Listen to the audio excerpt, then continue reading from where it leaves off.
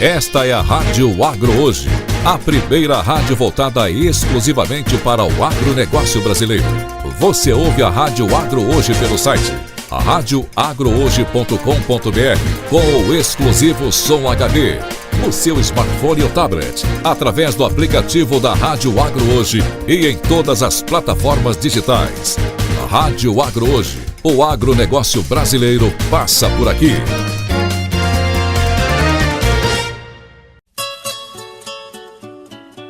Está entrando no ar, na Varanda com o Vila. Aprendendo com quem já fez. Na apresentação, Francisco Vila. Olá, amigos da Rádio Agro Hoje. Sejam bem-vindos à nossa conversa na varanda, que cada sábado às 8 horas da manhã debate assuntos dos principais elos da cadeia produtiva dos alimentos. E quem perdeu a sessão pode acessar a gravação na plataforma do YouTube da Rádio Agro Hoje. E, como sabem, o nosso lema é aprender com quem já fez. Isto copiei de uma conversa com o nosso sempre ministro Alisson Paulinelli. Para isto, convidamos sempre personalidades com experiências relevantes e que estão dispostas a compartilhar suas experiências com os nossos ouvintes. O convidado de hoje é Donário Lopes de Almeida. Donário passou sua juventude numa fazenda agropecuária no Rio Grande do Sul, com uma tradição de 8 gerações e uma família sempre aberta para a inovação contínua. O jovem engenheiro agrônomo viveu na prática todos os aspectos da produção rural, desde a pecuária até a agricultura. Ele ampliou seu conhecimento através de inúmeros cursos universitários dentro ou fora do país, participação em encontros internacionais e através da sua pesquisa contínua dos saltos tecnológicos pelos quais o Brasil passou no processo de se transformar de importador para exportador de alimentos.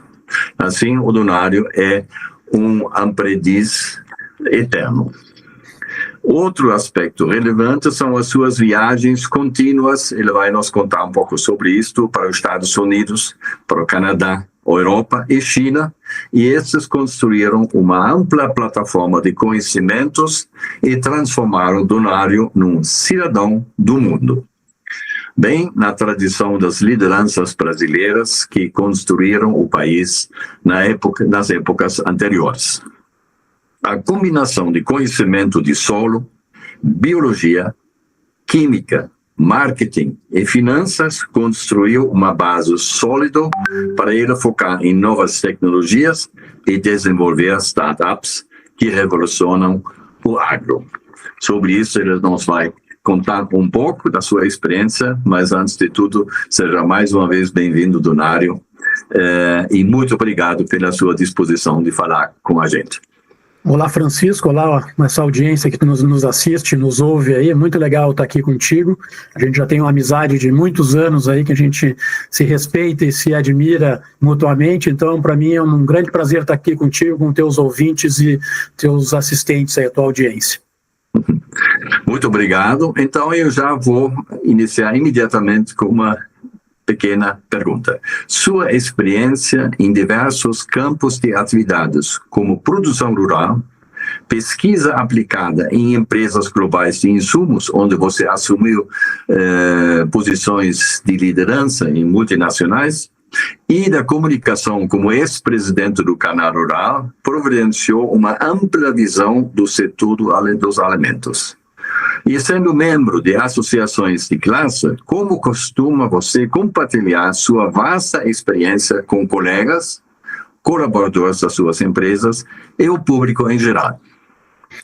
Bom, eu já sou um pouco velho, né? Já iniciei minha carreira, me formei em agronomia lá no final no início de 90 ali, fui morar nos Estados Unidos, depois Canadá, e iniciei minha carreira, na verdade, na área de biotecnologia, né? Trouxe para o Brasil, na época, uma startup, hoje se chamaria startup, na época não era, né? Não, foi aquela época que o Collor abriu o mercado para os carros, mas também abriu o mercado para a genética, então eu acabei trazendo uma empresa canadense para o Brasil chamada Alta Genetics. Sim. Na época importando gado, importando embriões, importando sêmen, e aí militei por muitos anos, 12 anos, nessa área da inseminação artificial e biotecnologia, primeiro com a Alta Genetics, eu fiquei 7 anos, depois na ABS PecPlan, ABS Global, mais 6 anos, né, liderei, presidi a associação nessa área de insumos, né, uma experiência legal com empresas internacionais, como você mencionou, depois mudei para a área de comunicação e a área de tecnologia. Eu acho que nesse período, né, Vila, o Brasil evoluiu muito, né? A gente pôde ver aí e deixar claro, né, que esse trabalho, né, que a ciência realmente pode ter um poder transformador no agronegócio, né? Então eu acho que ao longo dos anos a gente pôde ter essas experiências e ver quão importante é de se conectar, falar com as pessoas e ajudar a transformar o Brasil, né? Nesse processo de antes e depois do Paulinelli, antes, quando o Brasil importou 30% dos seus alimentos e tinha 1/3 da população de hoje, e hoje, com 3 vezes mais pessoas, então exporta 30%. Você, a partir de quando teve o insight que o Brasil poderia um dia ser líder no segmento de alimentos e de energia renovável? Quando foi isto que você percebeu, bom, pode dar certo o que o Stefan Zweig falou, o Brasil é o país do futuro? Olha, eu fui exemplo prático disso, né? Você mencionou que eu nasci numa propriedade rural, onde a gente, por gerações, aí tem agricultura e pecuária, né? E eu me formei e era um apaixonado por pecuária na época, né? E fui morar nos Estados Unidos e Canadá e vi a diferença, o gap que havia entre a produção pecuária no Brasil e a produção pecuária nos Estados Unidos. Eu trabalhei em fazendas nos Estados Unidos como peão, né, dando comida e tratando animais, depois no Canadá a mesma coisa. Eu vi ali um gap gigante, né, e isso me inspirou a tentar, de alguma forma, colaborar em trazer essas tecnologias, essa inovação, esse potencial produtivo para o Brasil. Conjugou que era exatamente nas épocas que se menciona, isso era 30 anos atrás, a gente era importador, há poucos 2 anos antes tinha importado carne de Chernobyl. Sim, né? sim. Então a gente vivia, assim como nos carros tinha aquela paródia, dizer que o Collor falou que os nossos carros eram carroças, né?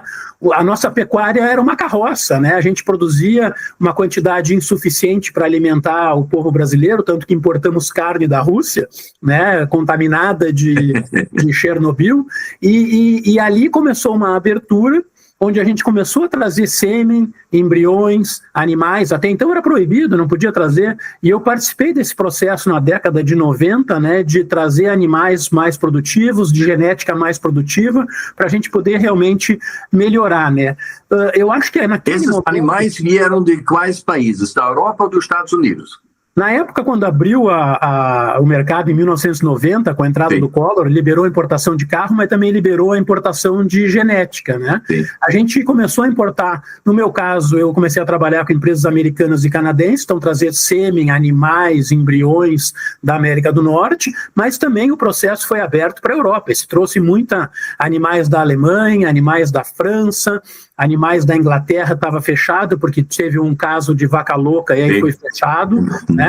Mas eu te diria que ambos os continentes da América, na América do Norte e da Europa, veio muito material genético naquela época, que começou aquele boom do cruzamento industrial. Então, da América certamente vieram Hereford, Angus, Charolais, da Europa, na França, Charolais, Limousin, Blonde d'Aquitaine, da Alemanha, o Simmental, oriental, né, raças as mais distintas, né? Então realmente houve naquele momento essa movimentação. E tudo aquilo, né, me inspirou e me fez entender o potencial do Brasil, né? Porque os líderes empresariais desses países falavam disso, né? Então existia já ali um potencial. Eu comecei a enxergar um potencial do Brasil como uma oportunidade de um futuro de produção de alimentos, de energia, desse próprio uso da biotecnologia para melhorar essas qualidades e essas produções brasileiras. Então,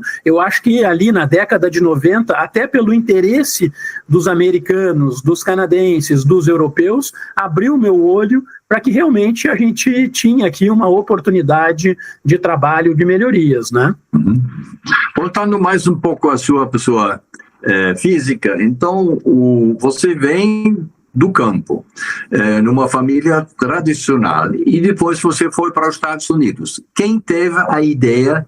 Você foi empurrado para os Estados Unidos pelo pai ou por um tio, ou você bateu o tempo todo na mesa e disse, eu quero ir nos Estados Unidos? Como foi, digamos, esse defining moment, para depois você me contar de outros defining moments que influenciaram sua trajetória? Eu te diria que são duas influências. Primeiro, você trabalha muito esse negócio da sucessão familiar, né? A gente tem o problema na sucessão familiar que muitas vezes a família tem uma resistência, né, do patriarca ou da família em passar para a nova geração, né? Então, eu acho que foi uma mistura dessa dificuldade de assumir uma posição, né, porque já tinha o status quo funcionando na propriedade e no grupo empresarial que a gente trabalhava, e ao mesmo tempo, ali eu estou falando de 1989, 90, sim, né, era exatamente aquele momento de abertura do Brasil, de vislumbrar oportunidades lá fora, que me deu uma coceirinha, né? E eu me lembro claramente numa exposição, na Expo Inter, que existe até hoje. Sim. Na época tinha uma afluência muito grande de estrangeiros vindo para cá, eu acabei conhecendo americanos e canadenses, e ali fiz, né, o network, né? Fui fazer network e vi que existia um mundo lá fora e que eventualmente eu poderia galgar alguma posição, algum desafio fora do Brasil. Então eu te diria que foi uma mistura do problema da sucessão familiar e dessa curiosidade de ver o que tem lá fora e das oportunidades para trazer novas experiências e novos conhecimentos. E quando você tinha 18, 19, 20 anos e já tinha definido que você vai fazer agronomia, quem era a personalidade que você mais admirava? Claro que são seu pai, a sua mãe, mas tinha outras pessoas, por exemplo, você diz na Expo Inter, você pode ter encontrado alguém que você diz, puxa, então tem que ficar mais perto dele, porque esse pode me ensinar coisas que ultrapassam a região da minha fazenda. Como foram as 2 ou 3 pessoas que você considera seus mentores, ou orientadores, ou inspiradores, aquela palavra que hoje é moda, que antigamente nem existia, tá?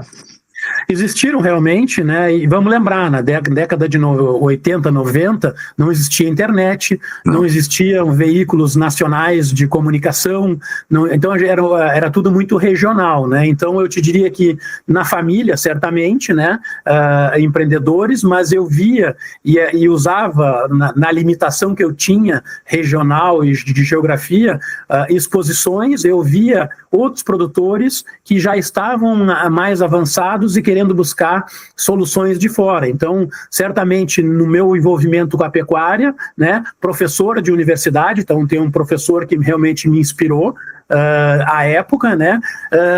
Nessas próprias exposições eu via outros produtores que estavam falando em inseminação artificial, em transferência de embriões e dessa conexão com pessoas estrangeiras. Então eu te diria que sim, na família, sim, na universidade, professores e outros produtores mais avançados que estavam ali, e logicamente quando eu me fui exposto nessa exposição da Expo Inter em 1989, que eu acabei conhecendo alguns canadenses ali, eu vi pessoas que estavam querendo levar material genético, levar tecnologia a partir dos Estados Unidos, do Canadá, para o que eles enxergavam no Brasil um grande potencial. E aí essas pessoas me inspiraram, me fizeram buscar dar novos passos mais longe, né? E como você está avaliando, agora nós fizemos o primeiro grande salto, né, de importador para exportador, agora as tecnologias chegaram aqui e com a inteligência artificial podem ser distribuídas para todas as classes de investidores, né, e até de pequenos produtores. Você acha que vamos ter uma linha de continuação de crescimento razoável de 5, 6, 10%? Ou você acha que pode ter outros saltos como teve no passado? Eu acho que a gente tem, olhando para o Brasil, né, muitas pessoas criticam o Brasil, que é muito conservador, o agro é muito conservador, que não colabora tanto, né, tem uma certa imagem, às vezes, negativa, mas eu acho que a capacidade de inovação do Brasil é notável, né? A gente olhar aí ao longo das últimas décadas, a gente demonstrou isso pelo aumento da produção, sempre embasada na produtividade, né? Então, houve realmente um ganho de produtividade ao longo das décadas, e isso é embasado na tecnologia, né? Nesse cenário aí, eu diria que a Embrapa foi fundamental e ainda continua sendo aí uma peça-chave nesse processo, mas eu acho que hoje a gente vê cada vez mais startups, empresas de tecnologia agrícola surgirem que estão usando muita tecnologia, né? A gente tem vários exemplos do que aconteceu ao longo do tempo, né? Se a gente olhar aí, a gente tem um patrimônio que é o plantio direto no Brasil, né?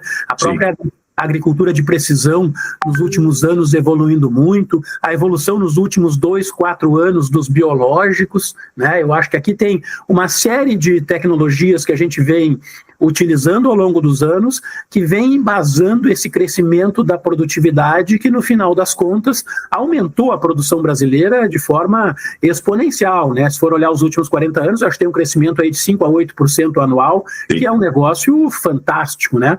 Acho que a gente vem nessa pegada, e a gente continua tendo a oportunidade de continuar fazendo isso. E talvez, Vila, tem alguns componentes, você mencionou duas coisas importantes, que eu acho que a biotecnologia talvez seja aí um grande quebrador de paradigmas, né? E, logicamente, essa nova onda da inteligência artificial. Então, se eu olhar para trás, né, e enxergar o que o plantio direto fez, o que a agricultura de precisão vem fazendo, o que os biológicos apenas começaram a fazer, né?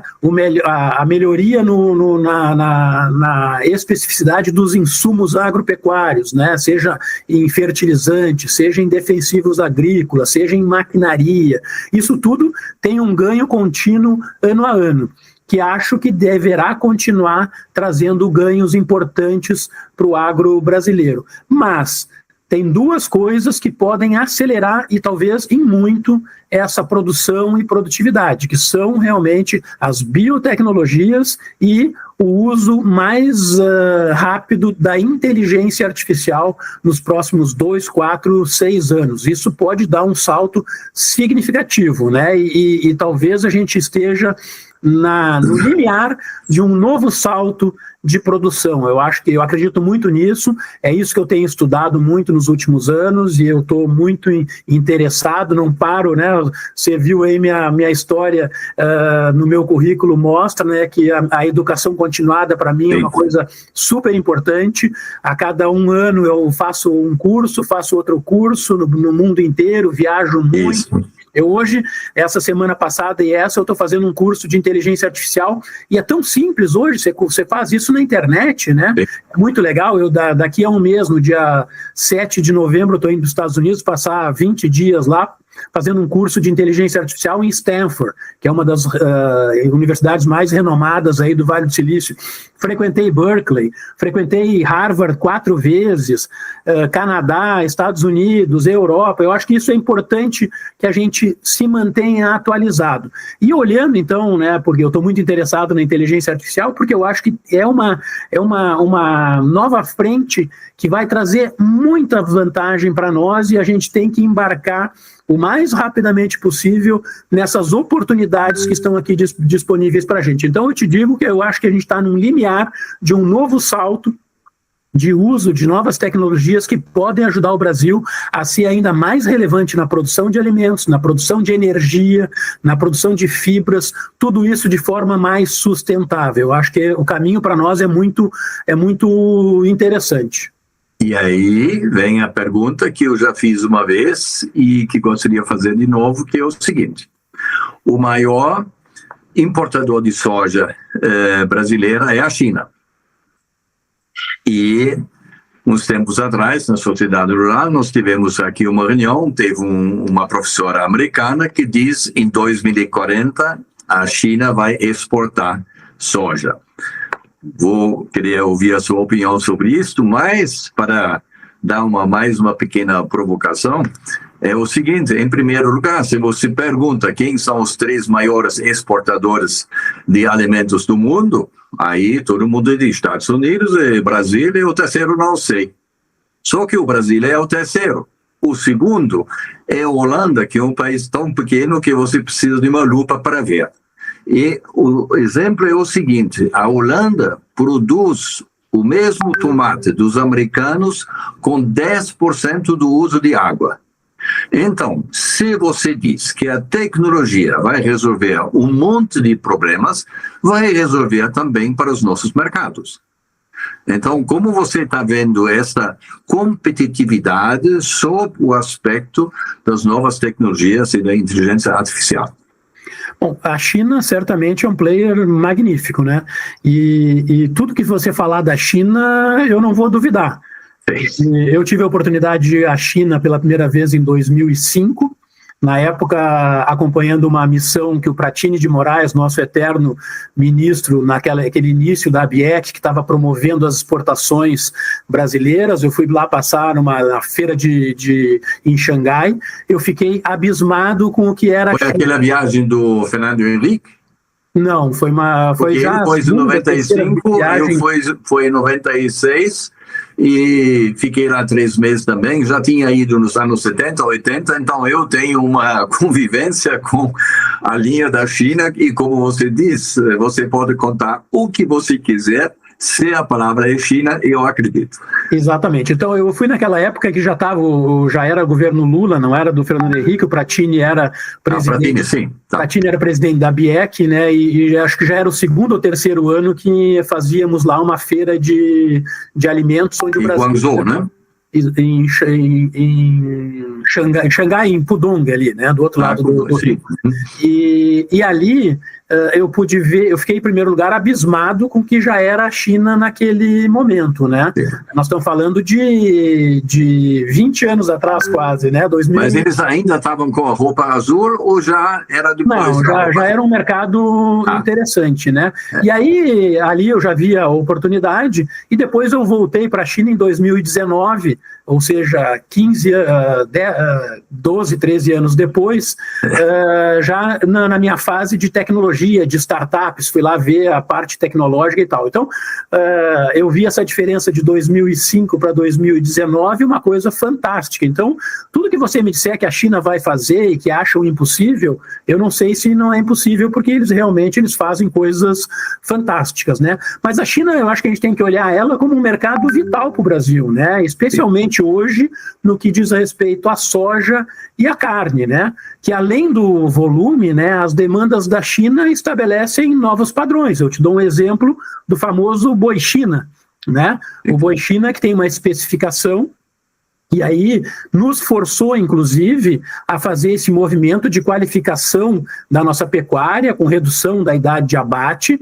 né? Que o boi China tem especificações que eram diferentes da nossa pecuária tradicional e nos forçaram a criar esse padrão boi China e a gente assumiu aquele mercado. Então, soja também da mesma forma, eles elevam certos padrões que nos fazem subir a régua e atender esses mercados. Então, eu acho que aqui, além do volume, que é importante, né, que a China representa para o Brasil, também tem essa característica de nos forçar a subir a régua, de produzir alimentos e produtos no padrão que eles nos exigem. né? No caso do boi China, pensa assim, ó, só pensando como pegada de carbono, o boi China nos obrigou a reduzir 1 ano na idade do abate. Isso tem um impacto econômico nas propriedades, mas também de pegada de carbono. É 1 ano a menos que o gado fica no pasto, que, né, reduzindo... Não.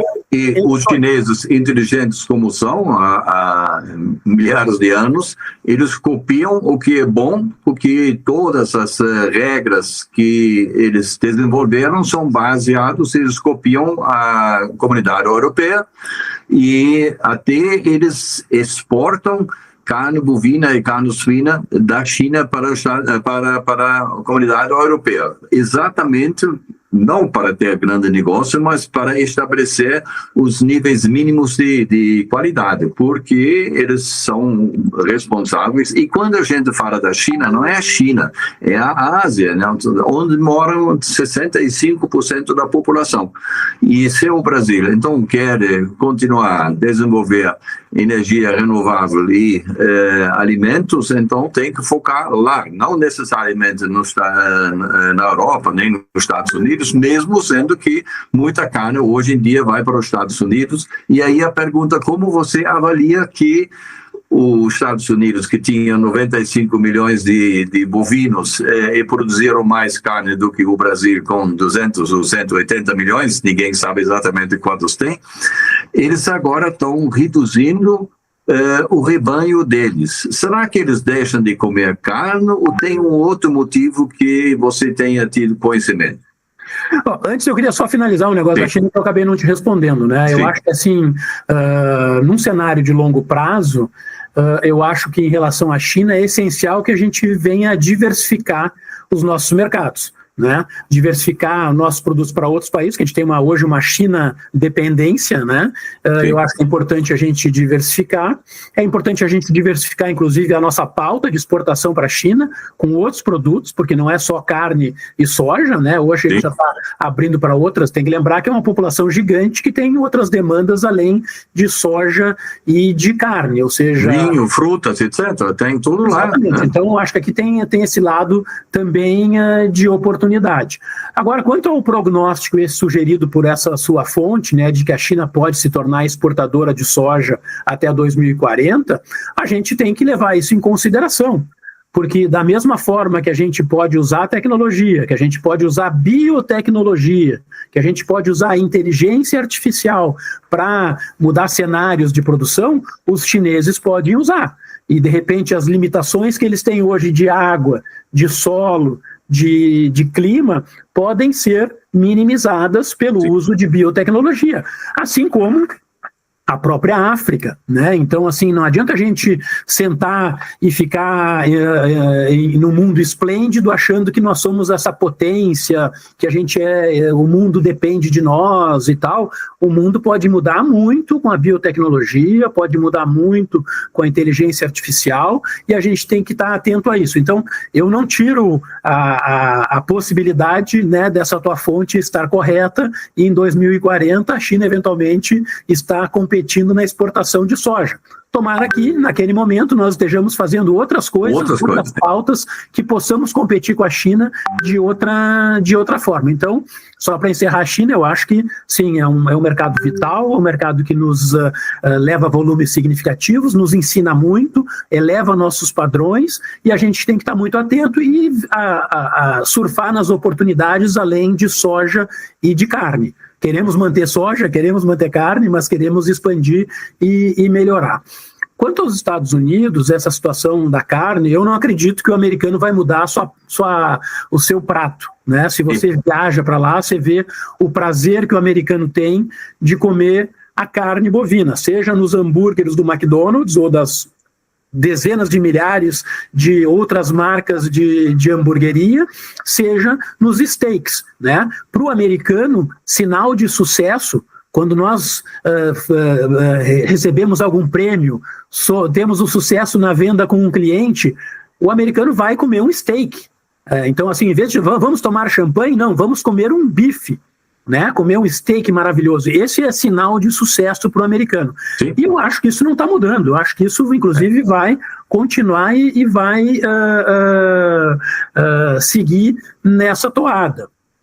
Eu acho que a peculiaridade da redução do rebanho americano tem muito a ver com a melhoria nas condições de produção, até mais tecnologia, né? Melhoria no controle de alimentação, aumento de eficiência na indústria frigorífica americana e, logicamente, uma oferta internacional mais profissional de carne. A Austrália, ao longo das últimas... Não é só o Brasil que melhorou a sua produção de carne e a sua produção agropecuária, a Austrália melhorou significativamente. Eu tive no ano passado, minha viagem, a gente sempre viaja com a família todo ano, a viagem do ano passado foi para a Austrália e Nova Zelândia, um mês nesses dois países. É incrível.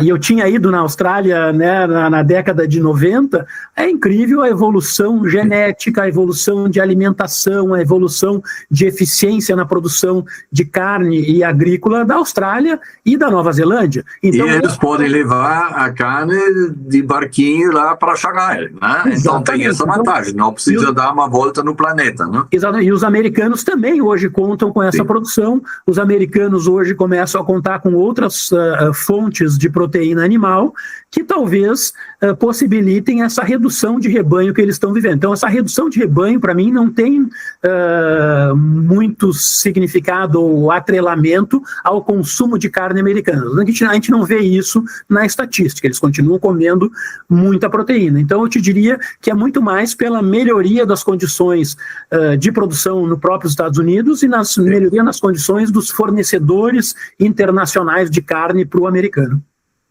Aí temos conversa para mais umas horas, mas eu queria agora ir do macro para o micro. Do micro, que é o donário. O que o donário faz quando ele não está estudando, quando ele não está viajando, quando ele não está aprendendo com outras pessoas? Agora, você nas startups, qual é o seu business model que você depois vai passar um belo dia para seu filho que hoje entrou na faculdade? Olha, a minha vida pessoal, eu sou uma pessoa de hábitos simples, eu gosto de viajar, né? Eu gosto de curtir minha família, eu gosto de ir para a fazenda, não só para trabalhar, mas para curtir e ficar lá e conversar com as pessoas, né? Eu gosto muito de conversar, frequentar ambientes diversos, né? Para ter novas ideias, leitura certamente, né? Eu gosto muito de ler, eu sou um leitor ávido por biografias, né? Então, sou fã de alguns escritores que são especialistas em biografias, né? Então, leio muito a história já li 3 biografias do Elon Musk, que está na fama, mas eu estou lendo agora um livro do Abraham Lincoln, né? Henry Kissinger é um dos meus modelos em termos de geopolítica. Então eu gosto muito de leituras biográficas porque ensina muito, acho que é super enriquecedor, e logicamente leituras de tecnologia, né? Para você ficar com ciúmes, o Henry Kissinger foi meu professor na MIT. Não, professor não, mas a gente teve vários encontros com ele deu aulas lá, e o interessante nos Estados Unidos, que é diferente da Europa e também um pouco diferente do Brasil, é o seguinte: metade dos professores de pós-graduação eram empresários ou pessoas da vida real, e os outros eram professores tradicionais, como aqui em todo lugar. E essa mistura era muito interessante. E uma outra coisa, no ano passado, eu fui lá à minha sala, onde nós tínhamos as principais aulas, e quando eu estava lá, nos anos 72, 73, eram todos americanos, alguns com uma cara diferente, porque eram ex-indianos, mas que já eram americanos, 2 ou 3 europeus, e o resto, os jogadores de futebol e golfe que tinham acesso privilegiado ao curso.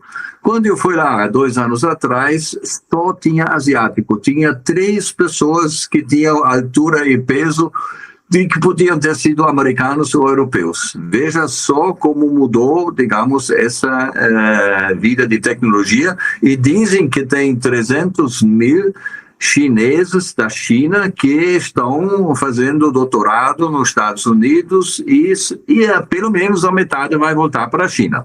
Então, aí nós temos aqui uma redefinição de tomada de decisões nesses avanços da tecnologia.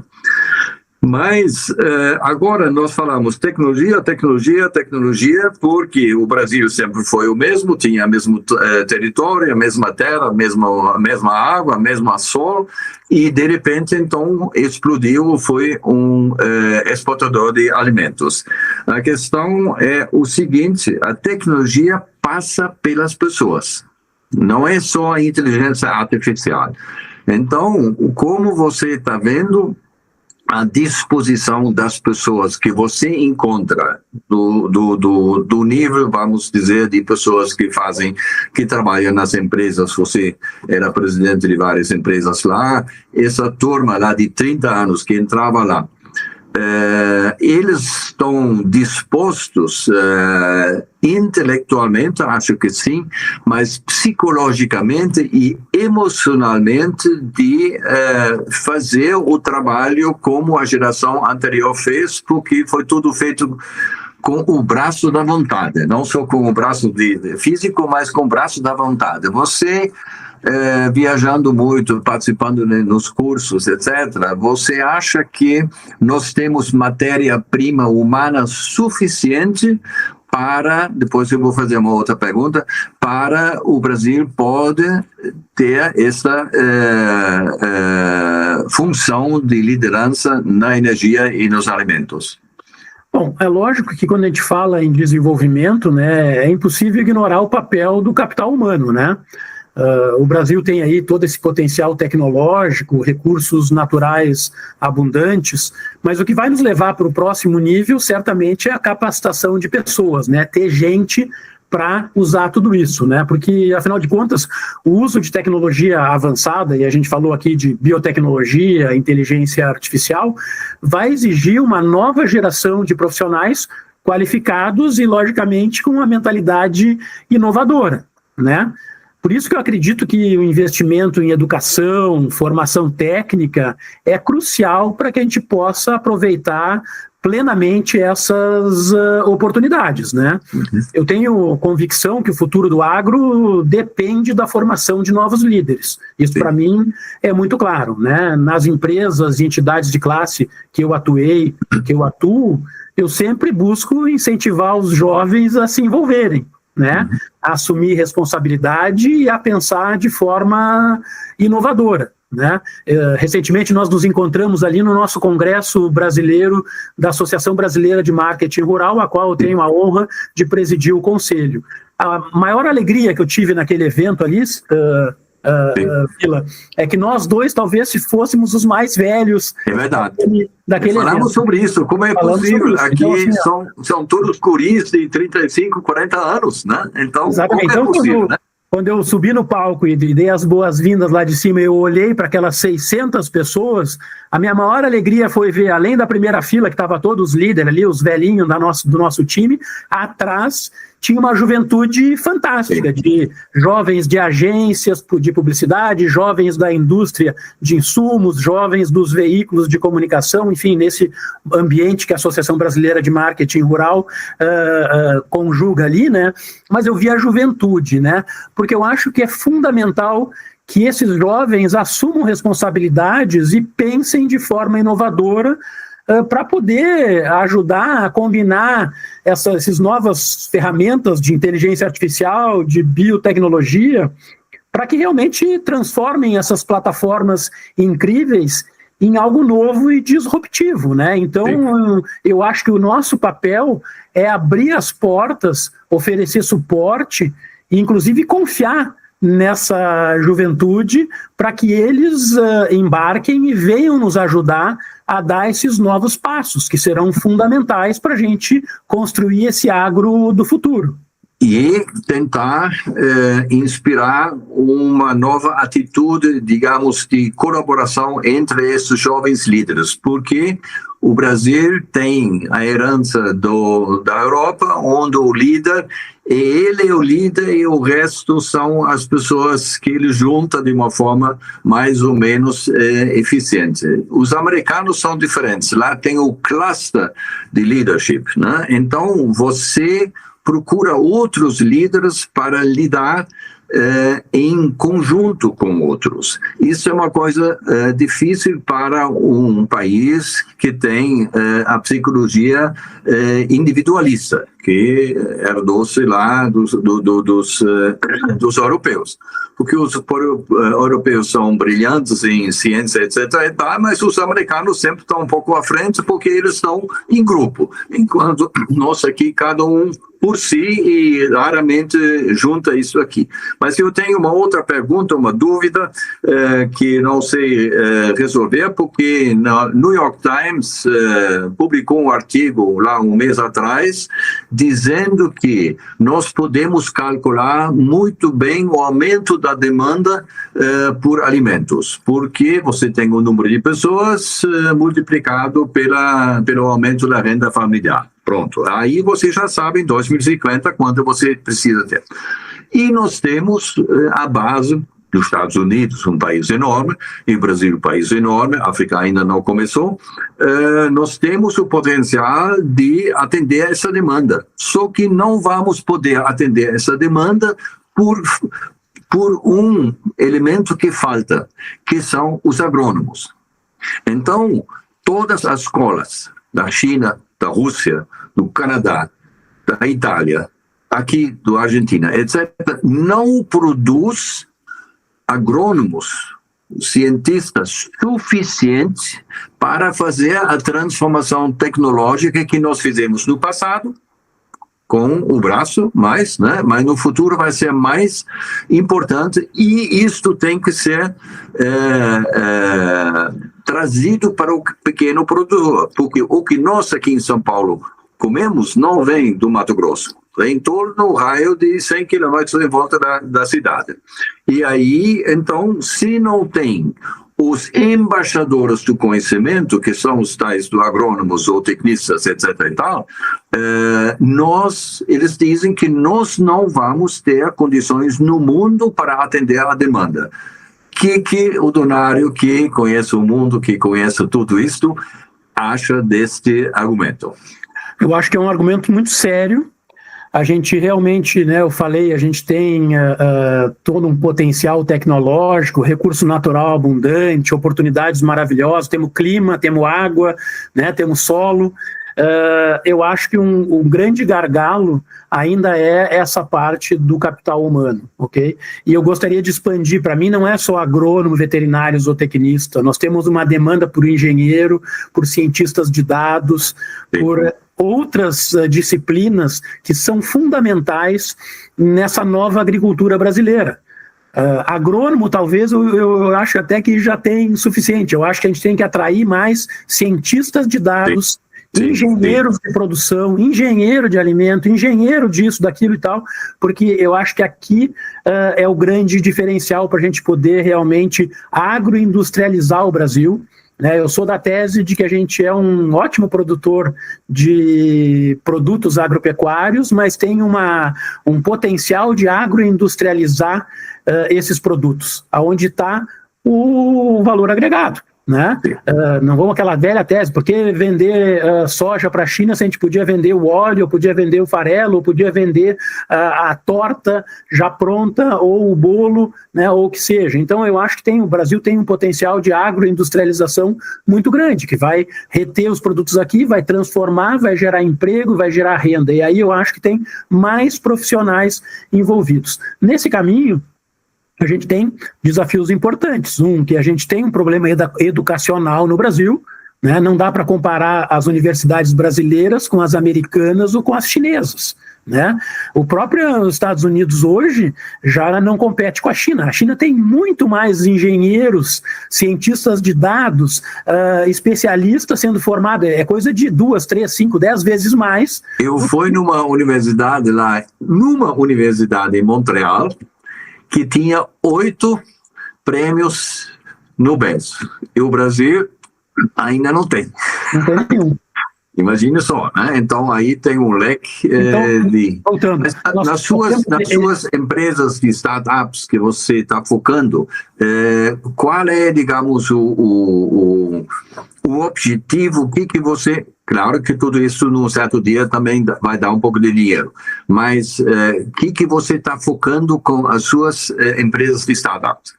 Eu acho que esse movimento de startups, ele começou aí há 8 anos atrás, 9 anos atrás, começou como sendo assim uma grande oportunidade para criar grandes empresas, para criar grandes soluções, né, para termos unicórnios brasileiros, e até hoje nós não temos nenhum unicórnio brasileiro no agro, entendeu? E eu não sei se nós vamos ter.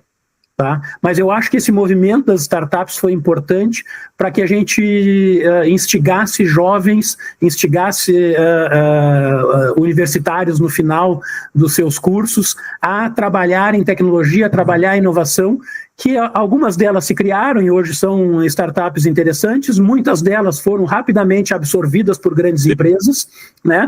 Muito se criou de fundos das próprias empresas atraindo esses jovens, fazendo um pouco o que os Estados Unidos fazem, né? Que é as grandes empresas estão lá na universidade já pegando os profissionais ali mesmo e trazendo para seus centros de pesquisa e desenvolvimento. Então, assim, eu acho que hoje o foco tem que estar, logicamente, nesse movimento de startups, focado em empresas que gerem caixa para o produtor. Ou aumenta a produção, a produtividade muito rapidamente, ou diminui custo muito rapidamente. Esse tipo de empresa ou de tecnologia é aquilo que vai dar certo. Algumas delas viraram empresas independentes e estão crescendo, nenhuma virou um unicórnio. Muitas delas foram absorvidas por empresas tradicionais e não tem demérito nenhum, é maravilhoso, a tecnologia está sendo utilizada. Para o setor é a melhor solução, porque se eu sou um jovem, 28 anos, já fiz o doutorado lá no Canadá, etc. e tal, tenho algumas ideias. Eu vou trabalhar numa grande empresa, eu vou trabalhar 8 horas, depois faço 1, 2 horas extras. Se eu tenho startup, eu trabalho 15 horas por dia. Então, uso o meu potencial de uma forma quase o dobro de output do que eu fosse trabalhar. E aí, numa certa altura, quando ele chega num ponto que ele está vendo, eu vou para baixo porque não é só a parte técnica que resolve, uma empresa precisa de outras coisas, de marketing, administração, finanças, etc. e tal, e aí ele vende isso para o grande, e o grande tem a vantagem que ele teve o resultado de alguém que trabalhou 12, 15 horas, enquanto ele depois vai trabalhar 8 horas como qualquer um. Exatamente, e aí eu acho que nos últimos anos a gente teve um incremento importante, né, quando pensar em agricultura de precisão, né, monitoramento de lavoura, decisões de manejo, tudo isso nos últimos 5 anos, a gente viu uma melhoria fantástica acontecendo, e muitas dessas tecnologias foram oportunizadas por esses jovens que saíram da universidade, que não estavam no radar, e de repente montaram empresas e acabaram indo para a BASF, para a Syngenta, para Massey Ferguson, para John Deere, né?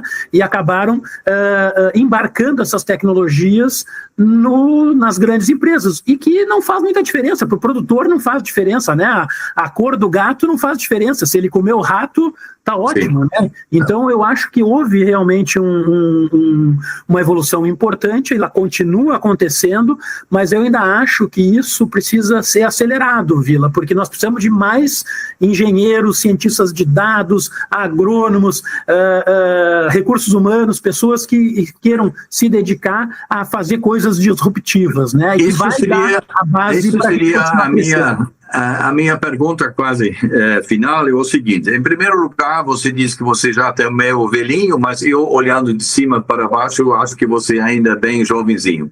Mas você ainda vai viver 30 anos e você vai ter que trabalhar outros 20 anos para passar o tempo, né? Não só para ganhar um pouco de dinheiro, mas para passar o tempo. Você fez tudo, você vem da fazenda, você foi para biotecnologia, você foi para grandes empresas, você foi no mercado financeiro, você tinha uma posição importante na comunicação. O que sobrou para animar você em 2030 e 2040? Você deixa isso ao destino ou você está trabalhando um pouco, procurando novos horizontes? De uma maneira geral, olho para a minha carreira ao longo dos anos, eu transitei em algumas indústrias, né? Muito por propósito, né? Então, eu te falei, quando eu comecei lá, eu vi que a pecuária brasileira ou gaúcha tinha um gap muito grande em relação à pecuária americana e canadense. Eu fui lá, me esforcei, passei 12 anos focado em elevar a qualidade genética e a produção pecuária, a melhoria de carne, foi maravilhoso, né? Presidia a entidade do setor, né, a ASBIA, à época. Chegou um momento que eu achei que eu já tinha cumprido um ciclo e contribuído naquele propósito. Fui fazer um sabático, né, passei quase um ano estudando, pintando, viajando, e resolvi, e me dei conta que existia um gap muito grande de informação. O produtor, a minha família, os meus amigos, as pessoas com quem eu interagia, tinham uma dificuldade de entender o que acontecia no Brasil e no mundo, e faltava comunicação, faltava informação. E aí o meu propósito foi para o lado da comunicação. E aí eu fui trabalhar na área de comunicação, me diverti, fiz muita coisa legal, né, num veículo, digitalizei um veículo, foi um negócio bacana. E, de novo, o gap começou a diminuir. Participei, na época já, né, da associação da entidade do setor, e chegou um momento que eu vi que aquilo ali já tinha cumprido aquele papel de propósito, né, e comecei a mirar um outro propósito muito mais na tecnologia e quanto que essa tecnologia poderia acelerar. Então, o meu propósito nos últimos anos tem sido aproximar a tecnologia minha vida sempre foi o agro, né, então tudo que eu falei dentro do agronegócio, foi muito mais nesse último ciclo de trabalhar a tecnologia, ver como é que a gente pode trazer essas experiências americanas, europeias, chinesas, israelenses. Viajei por todos esses lugares, né? E eu acho que isso me instigou muito a tentar trazer um pouco dessas experiências de fora, em termos de ser mais colaborativo, de aproximar a tecnologia do uso lá no campo, tem sido um pouco do que eu venho trabalhando. E hoje o que me instiga, te diria que é essa nova revolução da inteligência artificial, da biotecnologia. É um mundo novo, entendeu? A gente colocou, e aí a gente fala dessa coisa do ser mais velhinho, né? Se eu olho para trás, fui formado em agronomia, depois virei jornalista, e nunca fui um cara de ciências da computação, né? Sempre olhava para os caras de TI, esses caras são muito mais inteligentes e manjam muito mais do que eu, não consigo transitar no mundo deles. Mas aí veio a inteligência artificial e botou a bola no meio do campo de novo. O ChatGPT foi lançado há 1 ano e meio atrás. Sim. Entendeu? Então, assim, pode pegar esses caras da computação, os caras maravilhosos, eles estão quase iguais a mim hoje, entendeu? Então, mas aí a questão é o seguinte, você agora tem um capital humano de experiências, de inteligências, de práticas nacionais, internacionais, do campo até a indústria, até a área financeira. Como você está organizando a passagem do bastão, não no sentido físico para seu filho que vai ficar um dia lá com isso, não, como você compartilha de uma forma sendo professor, na verdade, não é uma boa palavra, mas como você consegue passar a sua experiência, as suas visões para um grupo maior de pessoas, não só nas empresas onde você atua, mas você faz palestras, você já teve certamente convites para ser professor de algumas de Santa Maria ou de outras faculdades. Como você está preparando esse legado que você vai passar para a próxima geração? Eu acho que, de uma maneira geral, participação em eventos, participação em associações são fundamentais, entidades de classe, né? Então, seja lá atrás na área de biotecnologia, né? na ASBIA, que é uma entidade que atua colaborou muito com a expansão da genética no Brasil. Hoje nós temos um rebanho brasileiro que não dá para comparar com 5 anos, 10, 20 anos atrás, né? Não é por nada que você anda em São Paulo, em Porto Alegre, no Recife, e tem carne de alta qualidade disponível, né? Tem várias opções. Isso não existia há 10, 20 anos atrás, entendeu? Então eu acho que aqui, de novo, é um trabalho associativo de entidades que nós, profissionais, temos que dedicar parte do nosso tempo a dividir isso, e mesmo em ambientes competitivos, né, seja lá nas empresas de inseminação artificial, tem lá uma entidade que congrega, alguns interesses comuns tem. Então, sim, trabalhar os temas comuns, né? Quando falo de ABMRA, qual eu presido o conselho hoje, são agências concorrentes, são indústrias concorrentes, mas tem temas que são... que conjugam os interesses de todos. Então, eu acho que a gente tem essa responsabilidade de trabalhar as entidades, trabalhar as associações pelo bem comum dos próprios mercados. Isso é fundamental que os profissionais se dediquem a fazer isso, que é isso que vai acontecer. E trabalhar muito, né, Vila? Você mencionou levemente aí a diferença do americano em relação a nós, em relação aos europeus, essa coisa colaborativa, né? Sim. Nesses últimos anos que eu tenho estado muito em ambientes de inovação, né, nos últimos 5 anos, eu fui todos os anos para os Estados Unidos, no Vale do Silício. Fui para Israel, fui para a China, fui para a Europa. Dá para ver que o ambiente colaborativo é muito mais utilizado e ajuda muito. Então, a gente pegar essas experiências e tentar mostrar para os nossos pares da importância de colaborar, de trabalhar em conjunto, de trabalhar em prol do bem comum, para que a gente possa crescer. Nós temos um país que é fantástico, cara. A gente tem clima, solo, gente, né? Tem recursos naturais. Eu acho que a gente tem que trabalhar isso, e talvez o meu propósito hoje relacionado à tecnologia é de mostrar isso para o mundo, para nós mesmos e para o mundo, que a gente tem condição sim de produzir mais, melhor, com mais renda para os nossos produtores, com mais renda para as cadeias produtivas, não só o agricultor, mas o próximo elo, a agroindústria, os exportadores, que a gente consegue fazer tudo isso de forma sustentável, né, em prol de um mundo melhor. Então, assim, um pouco do meu propósito hoje é trabalhar essas pautas para que a gente possa realmente ser um país, né, dar oportunidade para os brasileirinhos que estão chegando ter uma vida melhor daqui a 5, 10, 50 anos. Não, mas como você falou, tem que ser em grupo, né? Não pode ser mais individual. E aí vamos aí combinar um dia lá para eu apresentar aquela coisa que nós fizemos no Rio Grande do Sul, a geração Y, uns 20 anos atrás. Juntei lá umas 40, 50 pessoas, juntamente com o Gustavo Junqueira, que naquela altura era secretário aqui, e com o Gustavo, com o Valdir Binchin, que tem uma família muito grande e também é um cara que dedica muito tempo à educação.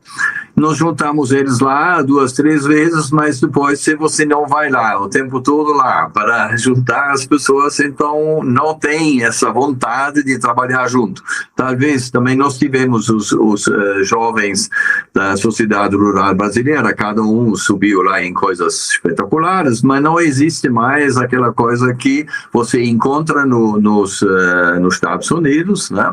Que eles sempre se juntam com os camaradas de escola, com os camaradas da faculdade, né? E então isso é uma coisa que a gente tem que incentivar, porque parece que por dentro sozinho não vem, tem que vir por fora por motivação, não por obrigação, e com isso você multiplica facilmente aquele potencial que a gente sabe que tem aqui. E aí vamos ter uma conversa lá nos dois para ver como é que fazemos isso no núcleo feminino de agronegócio, nos jovens da sociedade rural brasileira e outros lá na sua região.